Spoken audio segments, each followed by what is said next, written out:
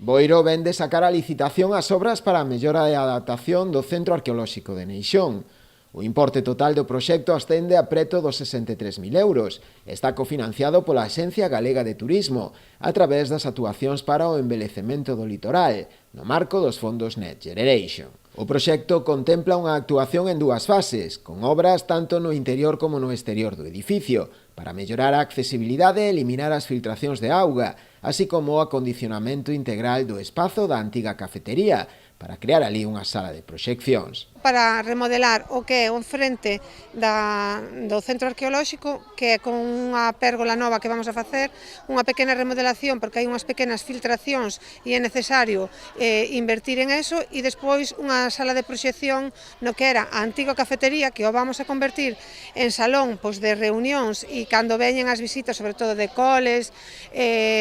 ou visitantes de outros centros da universidade, así, para poder telos en un sitio máis cómodo, con asientos, e ter unha sala de proxección que sempre se proxecta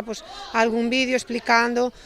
todo o material arqueolóxico que temos en Neixón. As empresas interesadas en participar no proceso de contratación deben presentar as súas ofertas mediante a plataforma de contratación do sector público. O prazo remata o vindeiro 9 de setembro. Segundo informaron fontes municipais, a esta actuación sumaráselle tamén outra destinada á ampliación de espazos para albergar os fondos museísticos, por un importe duns 10.000 euros. O que é o fondo do almacén, porque está xa